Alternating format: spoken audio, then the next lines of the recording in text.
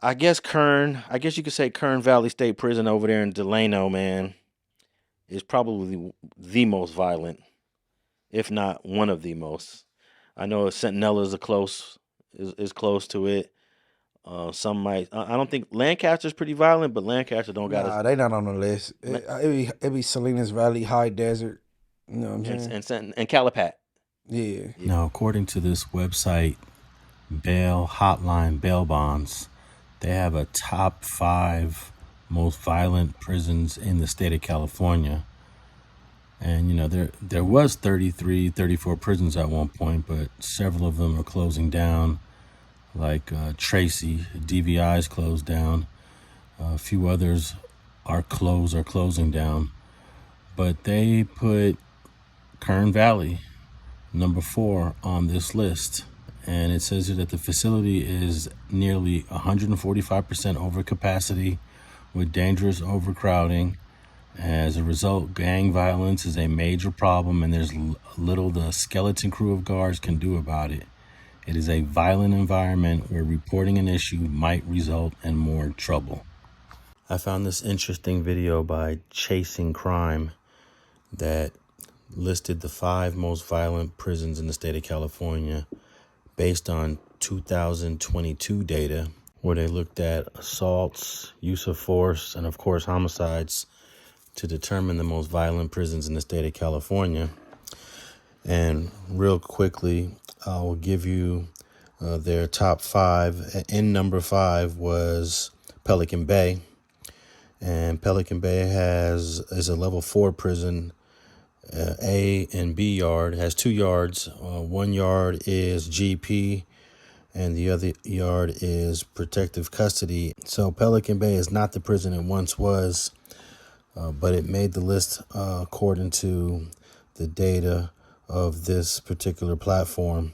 Number 4 was California State Prison Sacramento in Represa, California. That's commonly known as New Folsom. You'll hear people calling that New Folsom, even though they don't use that name officially. People still call it New Folsom. And New Folsom has 3 level 4 yards.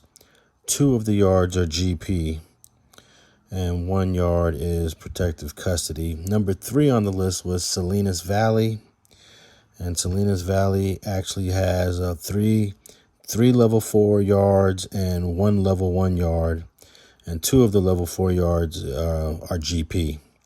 And then number 2, High Desert in Susanville. High Desert has 4 different yards, and all 4 yards are level 4s, and 2 of them are general population.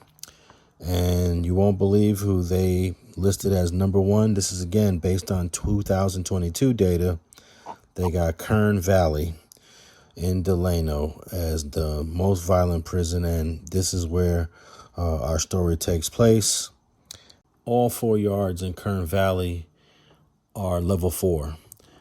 A yard and B yard is general population, and C and D are protective custody. And the most violent yard at Kern Valley, believe it or not, is C yard, which is a protective custody yard. And D yard, by the way, is where they have the homosexuals and transsexuals that are sentenced to level 4. They're on that yard as well. And all of the homosexuals and transsexuals that are on D yard, which is a protective custody yard, were kicked off a C yard, another protective custody. But I'll play a clip from this platform about Kern Valley, and then we'll get right back into the story.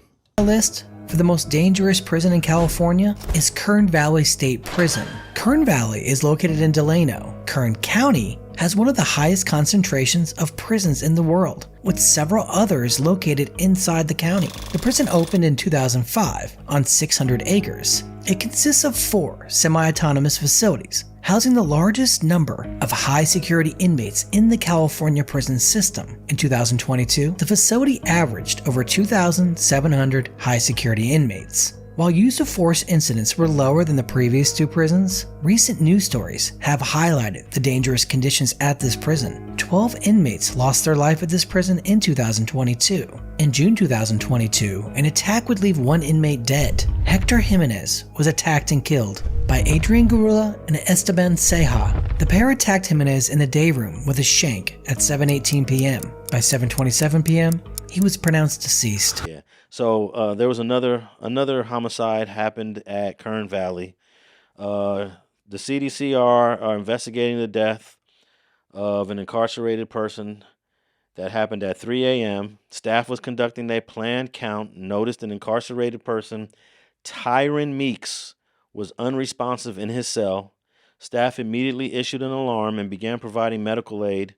Meeks' cellmate, Robert Green, was removed from the cell and placed in restraints. Isn't that crazy? Like, I guess he allegedly choked him out, did something to him, and then just went to sleep, huh? And just let him lay there dead. Right. So it's 3 a.m, I guess. Officers activated 911. Staff continued life-saving measures as they transferred him to the prison's triage and treatment area. Pronounced him dead at 3:26 a.m. Green was medically evaluated and remains in restricted housing pending an investigation by the Kern Valley State Prison investigative team and Kern County District Attorney's Office. Meeks, 31, was recently received from LA County in 2017. He was sentenced to 8 years for first-degree robbery and a prior felony conviction of a serious offense. So Meeks is deceased. Well, he's about to get out. Yeah, he was definitely about to get out, serving 8 years. And then Green, 41, the alleged assailant, he was most recently received from LA County also in 2014, but he was sentenced to 31 years for voluntary manslaughter with enhancements of use of a firearm and street gang act in commission of a violent felony. So Green, 41, is from somewhere. Of course, they don't say it here. And let's see. Green also later received he received 4 additional years for manufacture of deadly weapon and in-prison offense by a second striker. So Green is active as a 41-year-old man, and it looks like he doesn't want to ever see the light of day. Man, that name Robert Green sounds very familiar. Well, we're going to find out more about him in the coming days and weeks, find out where he's from. But hey, they were cellies, and he allegedly killed his cellie. Mm-hmm. And that's how it goes in Kern Valley. Sound very familiar, bro. And, the name Robert Green is ringing a bell for some reason. Well, it's a pretty common name. Green is common. Robert's common. If you did a search on Robert Green, a million of them will pop up. Man, I hate when I'm trying to search for somebody with a name like that. Them Williams and them Greens be crazy. Yeah, man. But Mr. Meeks, 31, rest in peace, was about to come home. Boys and girls, even if you get a little light 8-year sentence, still lose a lot of your life. Yeah, man. You enter the CDCR when you enter in the prison.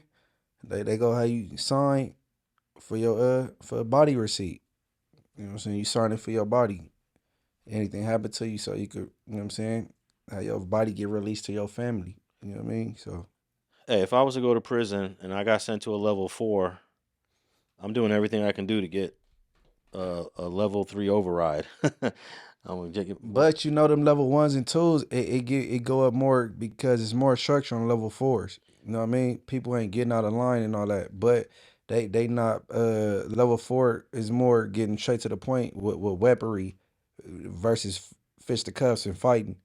Now 1s and 2s might be some riots and it's getting, like, you know what I'm saying? But yeah, it's all, man.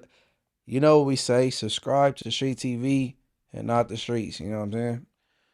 Okay, so Robert Green, I just pulled him up on the CDCR. He's eligible for parole in 2040. Doesn't mean he would get out, but that's his first eligibility date, May of 2040. And with this new case, who knows? Maybe they might. They already added 4 years to his sentence with the knives he got caught with. So who knows if the county up there wants to prosecute him for what happened to Mr. Meeks. But if they do,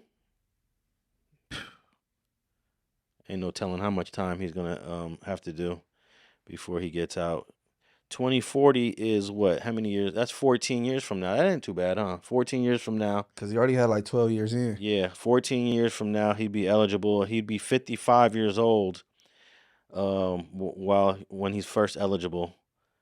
And most likely wouldn't get out. And if they add this to it, he ain't getting out till he's in his 60s. No, he probably won't get out at all because he got 2 strikes. Yeah. But a lot of these guys, eventually, when they get old, they find a way to let you out. All right. Although there are a few people, I'm surprised that they never let Black Panther leader Chip Fitzgerald out. Chip Fitzgerald died in prison, man, at the age of like 70 something. I thought he would have got out. He went in like 1970 and died in like 20 something. And I guess if you're involved in the politics, like not regular gang politics, but prison politics, Political prisoners. yeah, They be, they come at them a little different. yeah, they do treat you a little bit differently, man. If you're part of the BGF or the Black Panthers, and if you're tapped in with the Southsiders, Mexican Mafia, Nuestra Familia, They're just high ranking. they don't want you to see the light of day. Right.